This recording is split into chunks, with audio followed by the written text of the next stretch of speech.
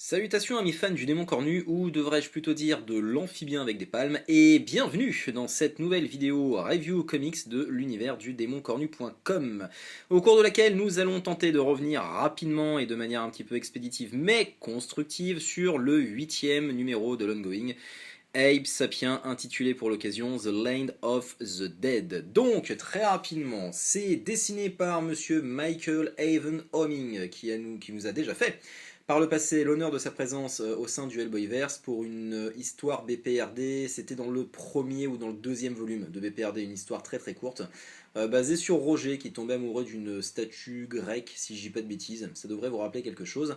Donc c'est toujours colorisé forcément par Dave Stewart, toujours scénarisé par Scott Ali, parce que oui, vous le savez tous, Scott Ali est le scénariste attitré de l'ongoing Abe Sapien, et c'est toujours supervisé, et les chèques sont toujours encaissés à son nom, monsieur Mike Mignola. Donc, et couverture, je tiens à préciser également, par monsieur Max Fiumara, qui quitte donc les planches des numéros de Abe Sapien, mais qui n'en oublie pas de signer la couverture du numéro qu'il ne dessine pas, tout simplement. Donc Scott Ali l'a expliqué.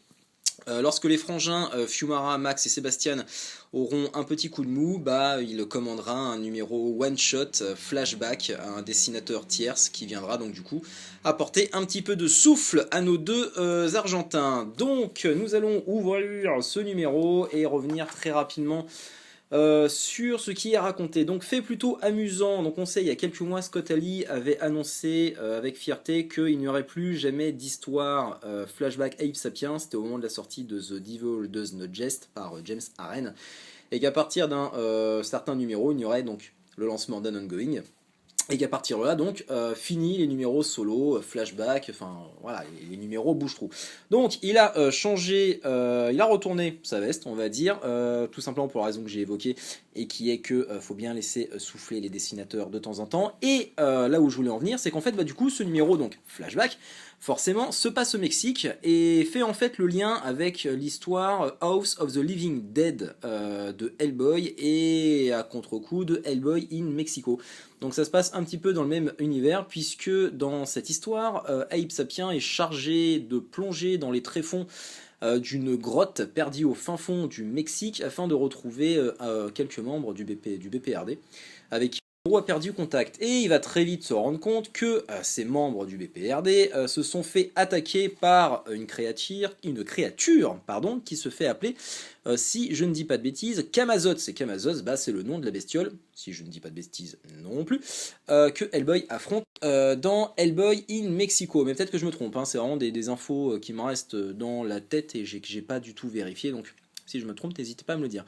Et à la fin, donc, on apprend, patatras, histoire de faire un lien avec une série BPRD déjà existante, The Pickens County Horror, que cette grotte a en fait été investie par des vampires prussiens datant du XVIIIe siècle, vieux du XVIIIe siècle, qui faisaient en fait tranquillement dodo dans cette caverne depuis le XVIIIe siècle, et qui étaient en fait nourris par une espèce de monstre albinos, se faisant appeler donc, comme je disais, Camazotz. Donc à partir de là, Abe Sapien et cette bestiole vont se mettre sur la tronche comme des bonhommes bien virils qu'ils sont, et à la fin ne restera plus rien, puisque pris d'une espèce de rage meurtrière, Abe Sapien va dessouder tout le monde à grands coups de sabre, et le pauvre professeur Broom, dans un grand moment de nostalgie, s'en va regarder une photo de l'agent Simon Enders de l'histoire BPRD 1949, et tout en se posant la question à la fin, mais où peuvent-ils donc bien être ces satanés vampires? Donc forcément tout ça, ça fait écho à toute la mythologie qui est en train de développer Scott Ali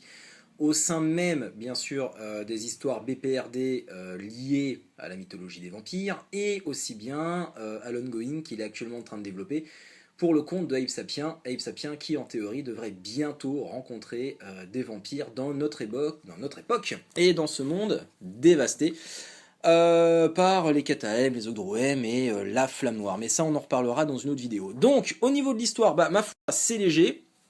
Il n'y a aucun élément de réponse quelconque à la mythologie, donc comme je disais, développée par Scott Ali depuis quelques numéros au sein de séries disparates mais liées par le même univers. Aucune révélation, c'est funky, c'est bien dessiné, ça c'est cool, ça fait plaisir de revoir Michael Avon Oeming, Même si, bon, pour le coup, il y a quand même quelques petites, alors c'est cette histoire vraiment de chipoter, quelques petits problèmes, en fait, de séquentialité.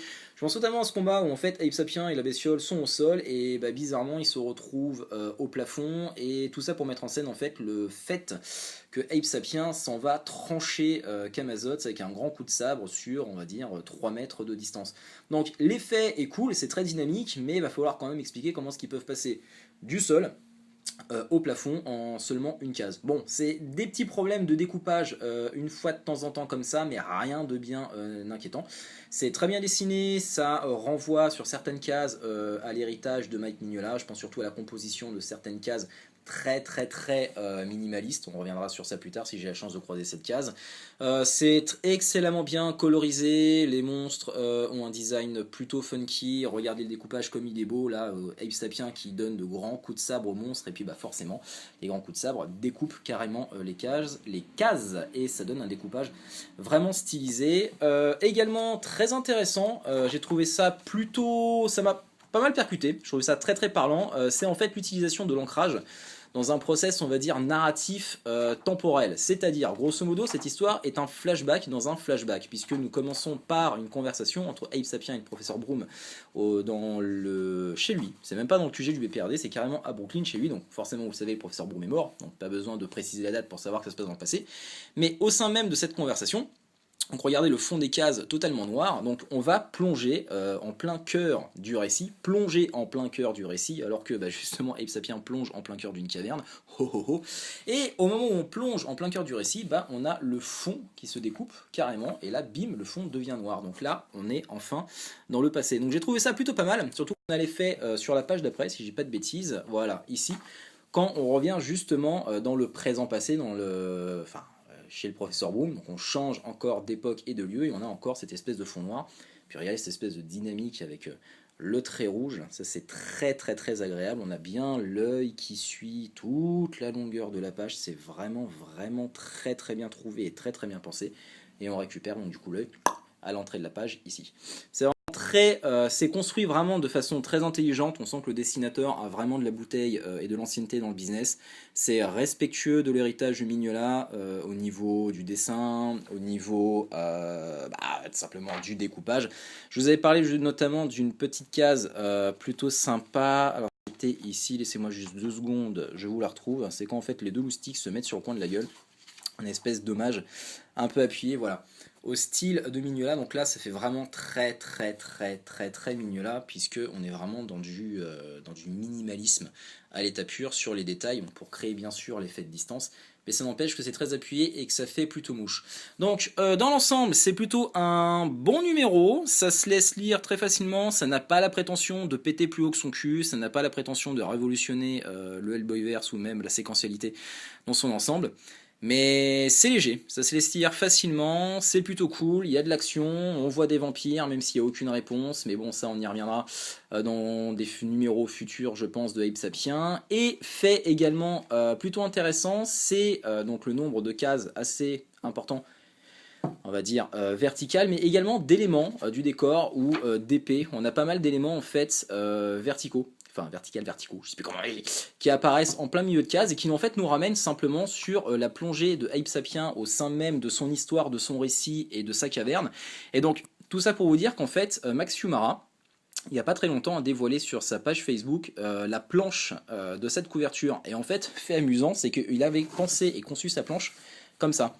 C'est-à-dire Ape Sapien, comme je vous le disais il y a 2 secondes, plongeant dans sa caverne, dans son flashback, dans son récit. Et on ne sait pas pourquoi, en fait, Dark Horse a tout simplement inversé la planche et nous a montré donc la couverture comme ça. Ape Sapien ne plongeant plus mais remontant à la surface. Et quand on sait que c'est Max Fiumara, dessinateur attitré de l'ongoing Ape Sapien, qui a réalisé la couverture, donc du coup on peut se faire la réflexion suivante, en faisant ça, Dark Horse nous montre Max Fiumara sur la couverture, la première page officielle de cette BD, sortir de l'histoire de Michael Avon Oeming et remonter vers son ongoing. Donc j'ai trouvé ça, je sais pas si ça a été pensé comme ça, en tout cas c'est comme ça que mon esprit tordu et malade a interprété ce changement de direction et de sens de la couverture. En tout cas, moi, je trouve ça plutôt cool. Donc voilà, c'était tout ce que j'avais à dire pour ce numéro. On essaie de la faire courte et très rapide. Et je vous dis donc à la prochaine pour une nouvelle vidéo. Allez, ciao, salut tout le monde!